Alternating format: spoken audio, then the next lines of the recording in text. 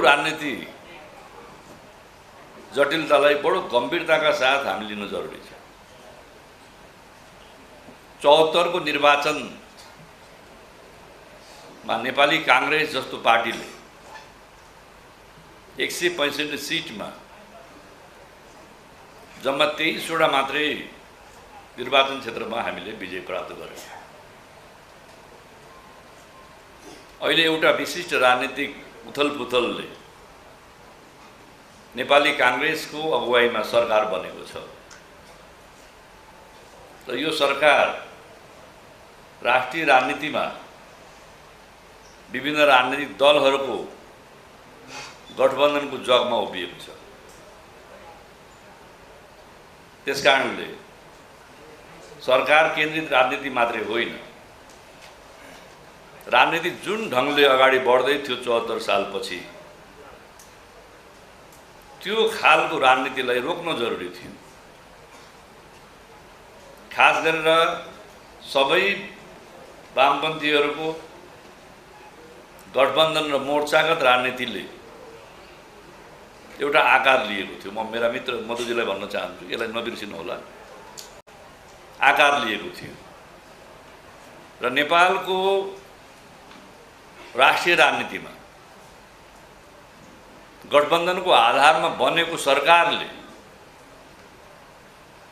ओलीजीको प्रधानमन्त्रीत्वमा बनेको सरकारले संविधान लागू गर्ने, विधिको शासनलाई प्रत्याभूत गर्ने, बहुदलीय मूल्य मान्यतालाई प्रत्याभूत गर्ने, आत्मसात गर्ने, जनताका नागरिक अधिकार र मानव अधिकारहरूलाई सम्मान गर्ने, स्वतन्त्र पत्रकारिताको रक्षा गर्ने, यी सबै कामहरू गरे। संविधानमाथि प्रहार गरे। प्रेससँग ल्याएको विधेयक, स्वतन्त्र पत्रकारितासँग सम्बन्धित ल्याएको विधेयक चाहिँ पत्रकारितालाई अंकुश लाउने खालको भयो। अब त्यो पत्रकार साथीले पनि बिर्सक्नु होला। तर नागरिक अधिकारलाई संकुचन गर्ने खालका लोकतान्त्रिक समाज संस्कृति मुलुक कहीँ पनि नभएको सबै नागरिकहरूको गोपनीयता, सबै नागरिकहरूको टेलिफोन टेप गर्न सक्ने त्यस्तो खालको विधेयक ल्याउनुभयो, ऐन ल्याउनुभयो। मानव अधिकार आयोगलाई कमजोर बनाउने, नेपाल अन्तर्राष्ट्रिय मानव अधिकारसँग सम्बन्धित चार्टरको दस्तखत गर्ने मुलुक हो। तर मानव अधिकारका सन्दर्भमा जस्ता ऐनहरू बनाउन खोज्नुभयो। मानव अधिकार आयोग एउटा स्वायत्त स्वतन्त्र आयोग नभएर त्यो सरकार मातहतको एउटा निकाय जस्तो बनाउन थाल्नु। कञ्चन बादेजीलाई पनि याद छ कि बिर्सिनु भयो। माइतीघरमा के का लागि जुलुस भयो महेन्द्र यादव? माइतीघर लगायत देशका महत्त्वपूर्ण ठाउँहरूमा कुनै पनि नागरिकले उभिन नपाउने, विरोध कार्यक्रममा भाग लिन नपाउने, प्ले कार्ड बोक्न नपाउने, सरकारको विरोध गर्न नपाउने, जो त्यो कम्युनिस्ट शासन भएको मुलुकमा हुन्छ त्यस्तो खालको निर्णय सरकारले गर्यो। गुठीको विधेयक ल्यायो। मैले कञ्चन बादेजीलाई यहाँ जोड्न खोजेँ। गुठी भने के हो? गुठी भनेको कुनै मठ मन्दिर, त्यो मठ मन्दिरको चर्चिएको जमिन, त्यो जमिनको उपयोग गरेका केही नागरिक मात्रै हुन्। गुठी भनेको नेपालको काठमाडौँ उपत्यका लगायत केही महत्त्वपूर्ण बस्तीहरूमा गुठी भनेको त मान्छेको जीवन र मृत्यु। गुठीमा जन्मिन्छ, गुठीमा हुर्किन्छ, गुठीमै मर्दछ। बच्चा जन्मियो, न्वारण कहाँ हुन्छ? गुठीमा। त्यसमा गुठी सहभागी हुन्छ। बच्चाको चाहिने पास्नी कहाँ हुन्छ? गुठीमा। बच्चाको चाहिँ तपाईलाई व्रतबन्ध कहाँ हुन्छ? गुठीमा। बिहेपछि भोजको आयोजना कसले गर्छ? गुठीले। मान्छे बिरामी भयो भने मृत्यु संस्कार कहाँ गरिन्छ? गुठीमा। त्यो संस्कृति छ नेपालको, हजारौं वर्ष पुरानो संस्कृति। त्यो गुठीको संस्कृतिलाई निमिट्याउन पार्ने गरी गुठी सम्बन्धी विधेयकलाई नेपाली कांग्रेसले विरोध गर्यो। नेपाली कांग्रेसले मात्रै होइन, काठमाडौँमा गुठी ओलीद्वारा ल्याइएको गुठी विधेयकको खिलाफमा यति भद्र र शालीन आन्दोलन कहिले पनि भएको थिएन। काठमाडौँका अधिकांश गुठियारहरू माइती घरमा जम्मा हुनु, माइती घरमा जम्मा भएर ट्राफिकको काम पनि उहाँहरूले नै गर्नुभयो, आन्दोलनकारी नेता र कार्यकर्ताको काम पनि महेन्द्रजी उहाँले नै गर्नुभयो, नगरपालिकाको सफाई गर्ने सफाई कर्मचारीको पनि भूमिका उहाँहरूले गर्नु, आफूले खाएका पानीका बोतलहरू पनि ठुलो ब्यागहरूमा बटुलेर राखेर फोहोर समेत पनि लिएर जानुभयो। संसारभरि एउटा इम्प्याक्ट भयो। आन्दोलन त यस्तो पो आन्दोलन। त्यसको कारणले ओलीजीले गुठी सम्बन्धी विधेयक फिर्ता लिनुभयो। त्यहाँले ओलीले नेपाल कम्युनिस्ट पार्टी एमाले र नेपाल कम्युनिस्ट पार्टी तत्कालीन माओवादी मिलेर जुन नेपाल कम्युनिस्ट पार्टी नेकपा बनेको थियो, त्यसको कम्फर्टेबल बहुमतको सरकारले नेपाललाई एउटा कम्युनिस्ट शैलीको शासन स्थापित गर्ने जमर्को गर्नुभयो। उहाँहरूको पार्टीभित्रै मेल भएन, पार्टीभित्रै प्रतिस्पर्धा भयो, आरोप प्रत्यारोप भयो। ओलीजीले जुन वचन दिनुभएको थियो अरू नेताहरूलाई सायद त्यसको पालना गर्नु भएन। ओलीजी र नेताहरूको बिचमा जुन तमसुक बनेको थियो, कागजमा ल्याप्चे लाउनु भएको थियो, त्यो चाहिँ नि कारण भएन।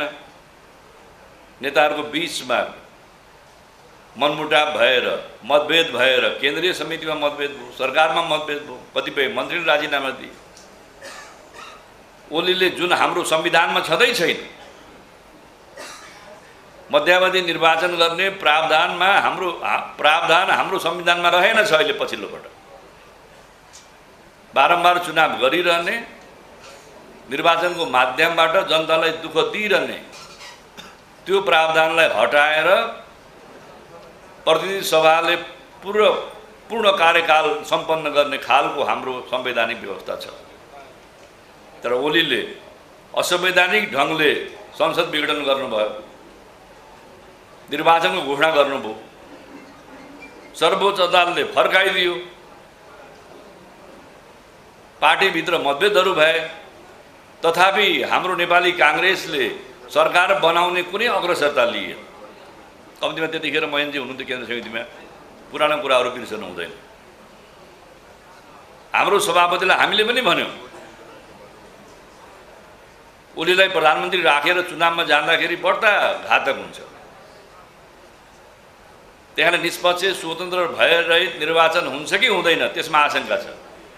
त्यसले गर्दा बाँकी पार्टीसँग मिलेर चाहिँ नि ओलीलाई हटाउँ, हाम्रो सभापतिजीले मान्नुभयो। सभापतिजी निर्वाचनको पक्षमै हुनुहुन्थ्यो। यसले अलोकप्रिय काम गरेको छ, संविधानको रक्षा गरेका छैन, विधिको शासन यसले मान्दैन, त्यहाँले जनतालाई सेवा र सुविस्ता पुर्याएको छैन। त्यसले गर्दा अहिले चुनाव भयो भने निर्वाचन यसको विपक्षमा जान्छ होला, कांग्रेसको पक्षमा निर्वाचन ल्याउन सकिन्छ, त्यस कारणले चुनावमै जाने भन्ने हाम्रो सभापतिजीको त्यो खालको धारणा देखिन्थ्यो।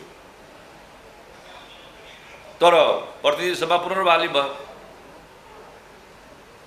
अनि नेपाली कांग्रेस केन्द्रीय समितिले यो अहिलेको सरकार बदल्नका लागि नेपाली कांग्रेसले एउटा ब्रोडर सेन्समा संविधानको प्रतिरक्षा गर्नका लागि, आम नागरिकको नागरिक अधिकार र मानव अधिकारको रक्षाका लागि, स्वतन्त्र प्रेसको रक्षाका लागि, नेपाली कांग्रेसले लोकतान्त्रिक मूल्य पद्धतिको रक्षाको लागि एउटा वृहत मोर्चा गराउनु जरुरी छ र यो सरकारलाई हटाएर नयाँ सरकार बनाउने पहल नेपाली कांग्रेसले गर्नुपर्दछ भनेर केन्द्रीय समितिले निर्णय गर्यो। त्यसपछि पनि खासै सरकार बदल्ने पहल चाहिँ नि तीव्र गतिमा गरियो। फेरि दोस्रो पटक पार्लियामेन्ट डिजल्भ गर्नुभयो उहाँले। राष्ट्रपतिजीले सरकार निर्माणको लागि चाहिँ आह्वान गर्नुभयो अनि नेपाली कांग्रेसका हामी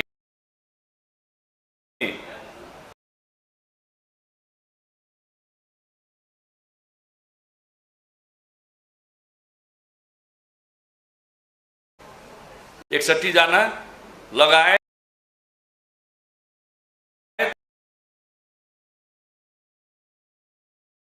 विभिन्न पार्टीका मान्यहरूले समेत गरेर हामीले 147 जनाको दस्तखत राष्ट्रपति कहाँ बुझा।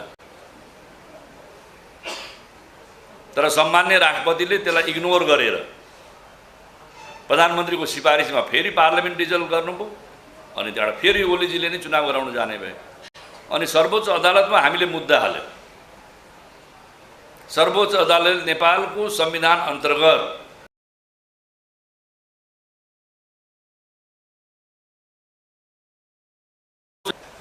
हाम्रो 147 जना प्रतिनिधि सभामा उम्मेदवार सदस्य भएको कारणले सर्वोच्च अदालतले परामर्श जारी गर्यो। तपाईहरु सबैलाई थाहा छँदैछ। एउटा कोर्स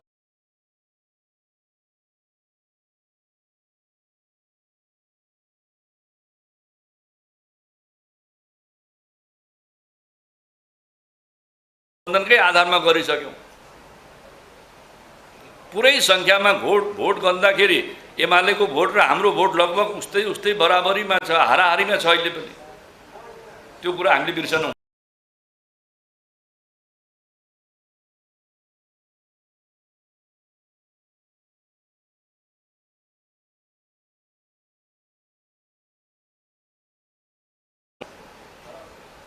सात 753 वटा पालिकाहरूमध्येमा 329 वटा चाहिँ पालिका हामीले जित्यौं र अहिले ठुलो पार्टी हाम्रो बनेको छ।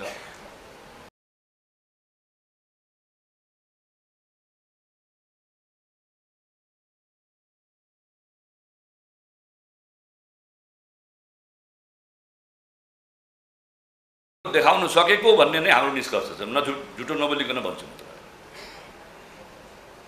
त्यहाँ एउटा कुरा राजनीतिमा के बिर्सनु हुँदैन भने नेताजीहरूलाई, अन्त तपाईहरुले यो मैले बोल्छु भने सायद मलाई बोलाउनु हुन्थेन होला।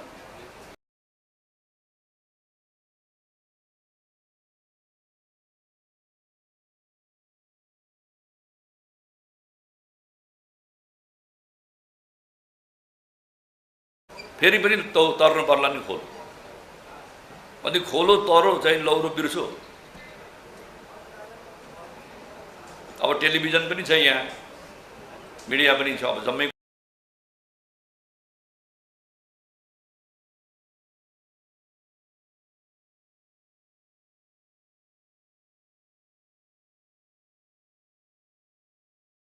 नेताहरूको क्षमता र गठबन्धनको क्षमता के हो भन्दाखेरि यो गठबन्धन रहिरह्यो भने अर्को गठबन्धन नबन्ला,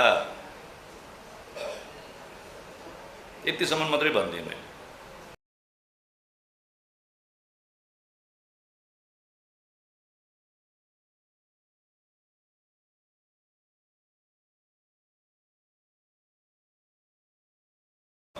त्यसपछिको निर्वाचन आकलनको हिसाब गर्नु होला। त्यस्तो बेलामा कति हुन्छ सिट हैन त्यहाँले। तर गठबन्धनको मूल पार्टी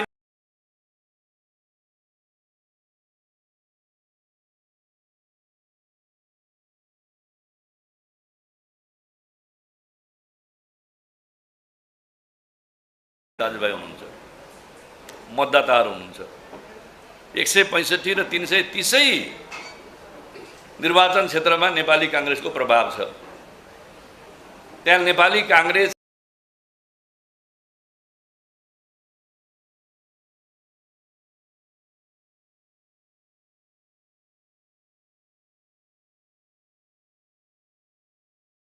आफ्नो उडान राख्नु पर्दछ भन्ने पनि म आग्रह गर्न चाहन्छु। तपाईहरुको कुरासँग मेरो यहाँ कुरा मिल्छ।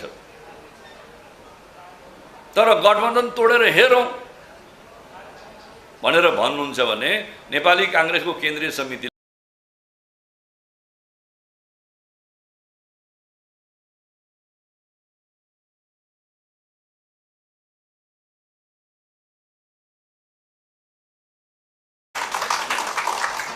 तपाईहरुलाई जे हो त्यही भनिदिनुपर्छ। यथार्थ जे हो त्यही भन्नुपर्दछ।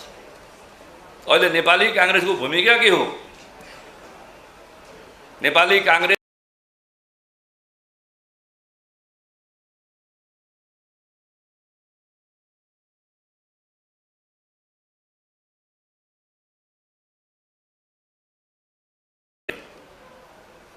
यो निर्वाचनमा शान्ति सुरक्षा प्रदान गर्ने निर्वाचन निष्पक्ष स्वतन्त्र र भय रूपमा सम्पन्न गर्ने दायित्व मेरो हो, त्यो म पुरा गर्नेछु।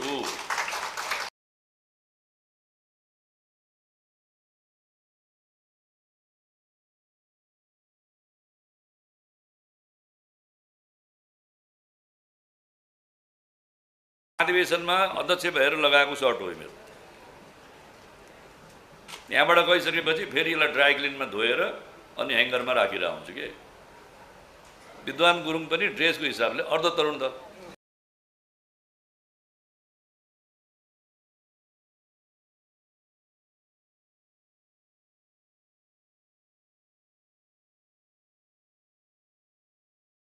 पनि तरुणै छु। त्यहाँले तरुण दलको यो निलो कोटमा नेपाल सरकारको मन्त्रीको ब्याज लगाएर आएको छु। यहाँ छ नि हैन, यो निलो कोटमा मन्त्री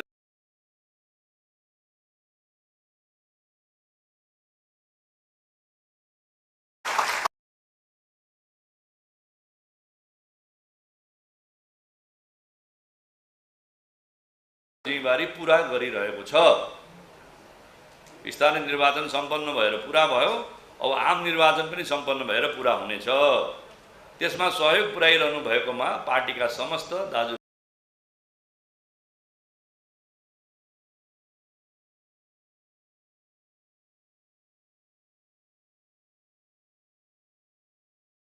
आज त्यही बोल्नुपर्छ हैन। अब यहाँ मैले के भन्दिने भन्दाखेरि गठबन्धन चाहिँदैन भन्दिने। अब पार्टीको केन्द्रीय समितिको बैठकमा गठबन्धनको निर्णय भइसकेको छ।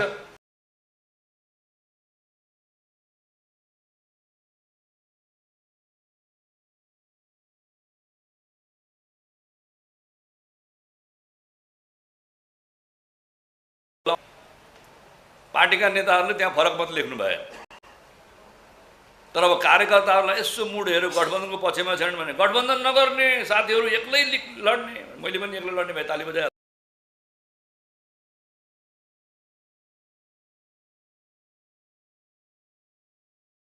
गरे।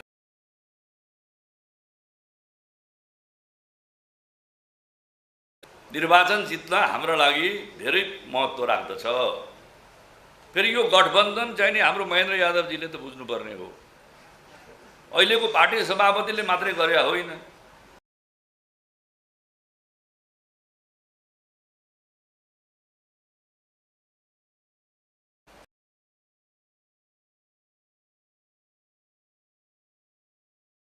हामीले सत्याग्रह गर्यौं। त्यो सत्याग्रहले देशभरि हजारौं मान्छेलाई सत्यको आग्रह गर्दै पञ्चायतको खिलाफमा राजाको निरङ्कुश जान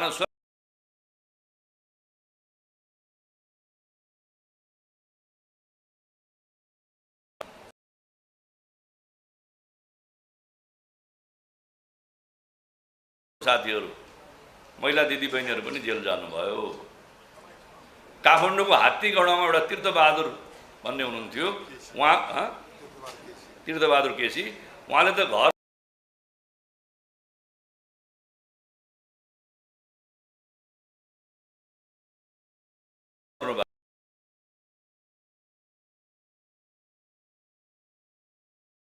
त्यतिखेर थुनामै थियौँ। तर त्यसले धेरै ठुलो परिवर्तन ल्याउन सकेन। कार्यकर्ताको मनोबल बढायो 42 सालको सत्याग्रहले।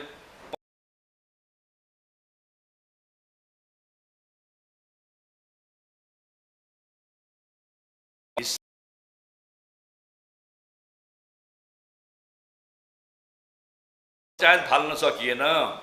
त्यसपछि गणेश मानजीले नेपाली काङ्ग्रेस र वाम मोर्चाको बीचमा तालमेल गरेर पञ्चायत विरुद्ध आन्दोलनको घोषणा गर्नुभयो, जसले नेपालमा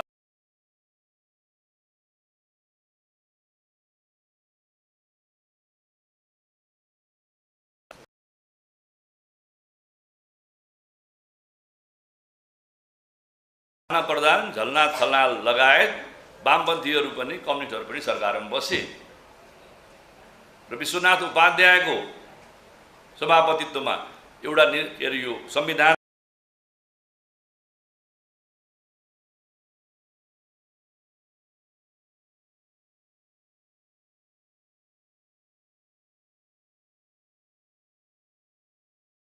गरेकै हो गणेश मानजी, किशनजी गिरिजा ओलीहरूसित। पछि 50-51 सालबाट नेपाल कम्युनिस्ट पार्टी माओवादीका पुष्पकमल दाहाल प्रचण्ड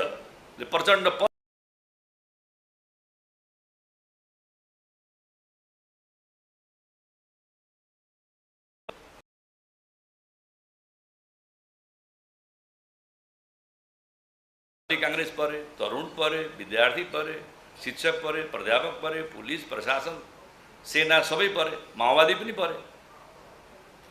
17,000 मान्छेले आफ्नो जीवनको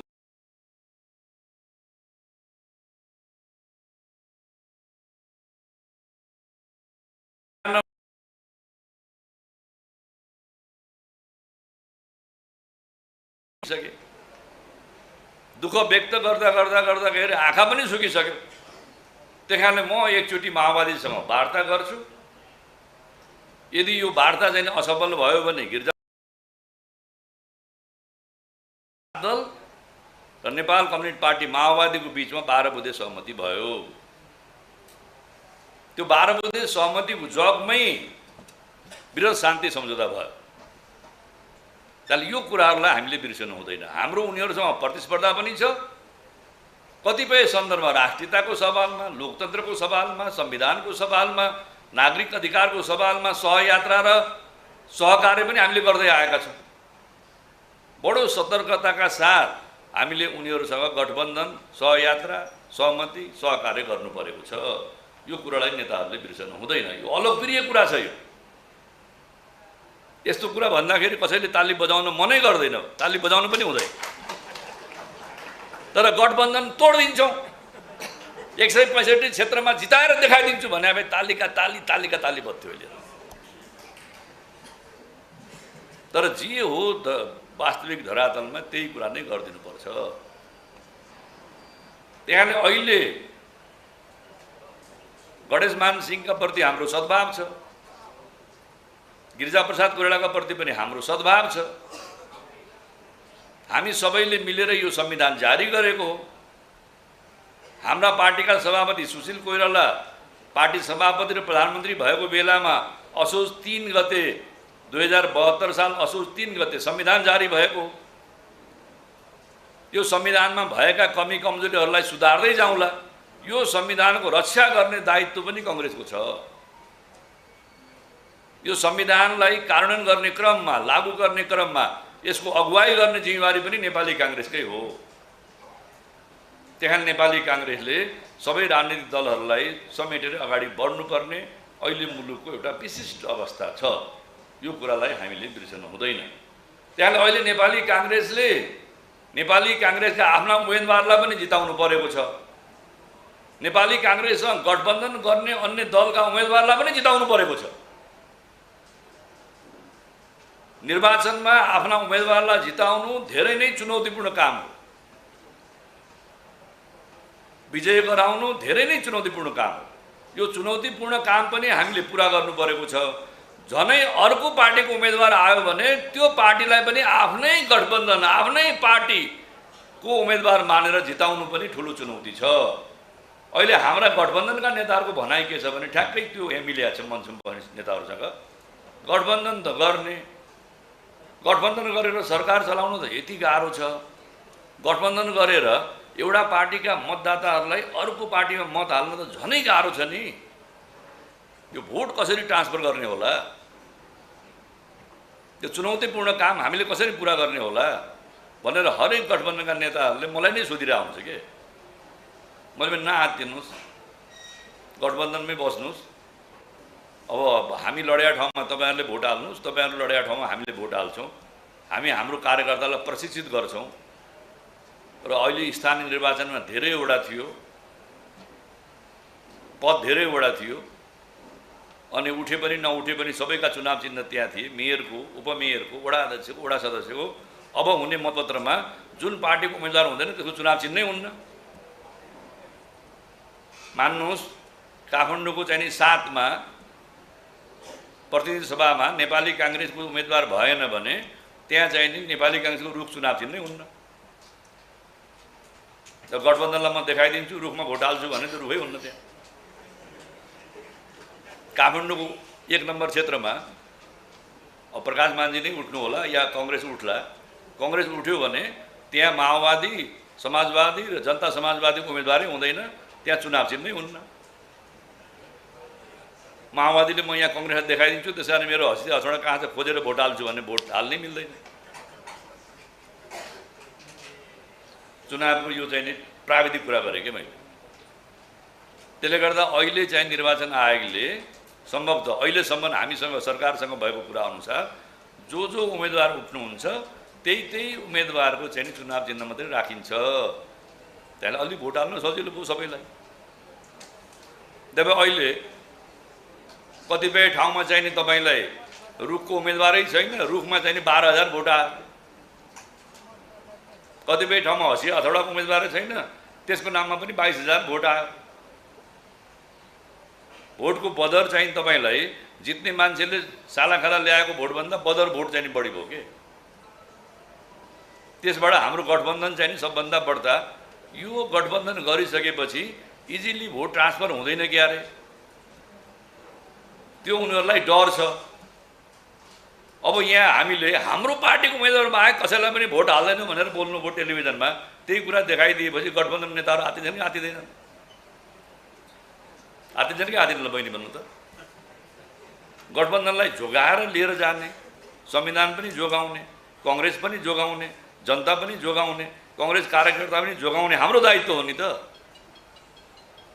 गठबन्धन आफ्नै गठबन्धन छ, गठबन्धनलाई तर्साएर गठबन्धन फोड्ने हाम्रो बुद्धिमत्तापूर्ण हुन्छ?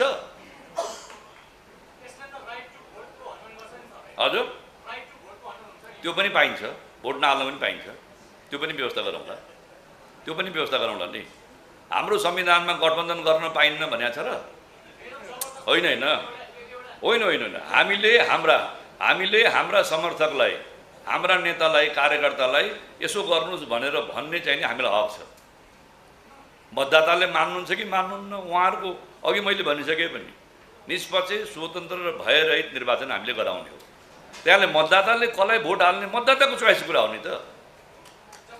होइन होइन प्लिज दोहोरो बहस गर्नु, प्रेस मिट गरे पनि गरौँला, प्रेस मिट गरे पनि गरौँला। अब तरुण दलको अध्यक्षले अनुमति दिनुभयो मलाई दिनुभयो ल, अनुमति उहाँले दिनुभयो भने सोध्नु म जवाफ दिन्छु। उहाँले दिनु पऱ्यो नि, उहाँलाई सोध्नु कि उहाँले अनुमति दिनुभयो भने तपाईँले बोल्नु छैन, बोलाउनु। तर मतदाताले कसलाई हाल्ने मतदाताको अधिकार क्षेत्रको कुरा हो। उम्मेदवारले र पार्टीले फलानुलाई भोट देऊ, पार्टीको नेताले फलानु व्यक्तिलाई, फलानु पार्टीलाई भोट देऊ भनेर अपिल गर्ने त हाम्रो अधिकार छ नि। त्यसले हाम्रो अहिले त्यही नै अपिल हो कि हामी गठबन्धनमा आबद्ध छौँ। अहिलेको हाम्रो राजनीतिक गठबन्धनको आधारशिलामा उभिएको छ। त्यसले गठबन्धनका उम्मेदवारलाई जिताउने हाम्रो राजनीतिक विश्वसनीयता हो, राजनीतिक धर्म र राजनीतिक दायित्व हाम्रो।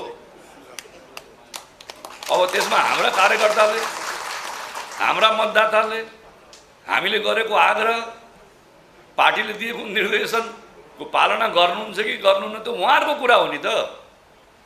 अनि निर्वाचनपछि हाम्रा पार्टीका कार्यकर्ता र मतदाताहरू, हाम्रा मतदाताहरू हाम्रो विश्वासमा हुनुहुन्छ भने भोलि गठबन्धनको लागि सजिलो होला। अरू पार्टीले पनि हाम्रो पार्टीलाई विश्वास गर्ला। तर हामीले बोल्दै जाने, लागू गर्न नसक्ने भने हाम्रो विश्वासनीयता घटेर पनि जाला। त्यसले गर्दा त्यो कुरा हाम्रो साथीहरूले बुझ्नुपर्दछ भन्ने म आग्रह गर्न चाहन्छु। र तरुण दलका साथीहरूले देशभरि नै, मैले यो नेपाल तरुण दलको काभ्रे जिल्लाको भेला त हुँदै हो, तपाईँहरू सबैलाई मेरो शुभकामना। काभ्रे जिल्लाको आजको भेलामा तरुण दलका साथीहरूले जे राख्नु भएको छ त्यो कुरा पार्टीको बैठकमा म राखौँला। काभ्रे जिल्लामा यदि गठबन्धनले स्वीकार गर्यो भने, कन्डिसन सेटमा गठबन्धनले स्वीकार गर्यो भने काभ्रे जिल्लाको प्रतिनिधि सभा नम्बर 1, प्रतिनिधि सभा नम्बर 2 दुईटैमा नेपाली कांग्रेसले चुनाव लड्ने कोटा पर्यो भने दुईटै क्षेत्रमा नेपाली कांग्रेसले विजय प्राप्त गर्न सक्नेछ। यो पार्टीको मिटिङमा राखौँ, पार्टीको मिटिङमा चाहिँ राखौँला। तर गठबन्धनको निर्णय के हुन्छ त्यो निर्णय हामी सबैले मान्नुपर्ने हुन्छ। किनकि गठबन्धन त 5 दलको छ, छैन 5 दलको। पार्टी कङ्ग्रेसले चाहिँ यो धारणा राख्छ त्यहाँ मिटिङमा, तर गठबन्धनले जे निर्णय गर्छ त्यो पार्टीले कङ्ग्रेसले मान्नु पर्यो। गठबन्धनमा सहभागी भएका नेताहरूले गरे निर्णय ती पाँचै पार्टीका नेता र कार्यकर्ताले मान्नु पर्यो। त्यही कारणले मेरो शुभेच्छा छ। काभ्रे जिल्लामा म धेरै पटक गएको पनि छु। काभ्रे जिल्ला एउटा सुन्दर शान्त जिल्ला पनि हो, पर्यटनको धेरै ठुलो पूर्वाधार भएको जिल्ला पनि हो, होइन? त्यस कारणले तपाईँ सबैलाई म सम्मान पनि गर्न चाहन्छु। यो काभ्रे जिल्लाको अधिवेशन या काभ्रे जिल्लाको भेला भन्दा पनि यो धेरै दिनपछि तरुण दलको यो भेला हो। यो भेलाले एउटा राष्ट्रिय सन्देश जाला। नेपाल तरुण फेरि जाग्यो। नेपाल तरुण दलले नेपाली काङ्ग्रेसको प्रतिष्ठालाई बचाउनेछ, नेपाली काङ्ग्रेसको शक्तिलाई बढाउनेछ र गठबन्धनको विश्वासलाई पनि जोगाउनेछ भन्ने आधारशिलामै म आएको हुँ। किन कङ्ग्रेसलाई चाहिँ नि सङ्गठित गर्ने, कङ्ग्रेसलाई झनै ऊर्जाशील बनाउने, कङ्ग्रेसलाई बलियो बनाउने, कङ्ग्रेसको विश्वसनीयतालाई स्थापित गर्ने र कङ्ग्रेसमाथि भरोसा गरेका दलहरू, कङ्ग्रेसमाथि विश्वास गरेका नेता र कार्यकर्ताहरूको रक्षा पनि नेपाल तरुण दलले गर्नु परेको छ, कङ्ग्रेसले गर्नु परेको छ। यही आग्रह गर्दै तपाईँहरूसँग म बिदा लिन्छु। धन्यवाद। जय नेपाल, जय तरुण। धन्यवाद।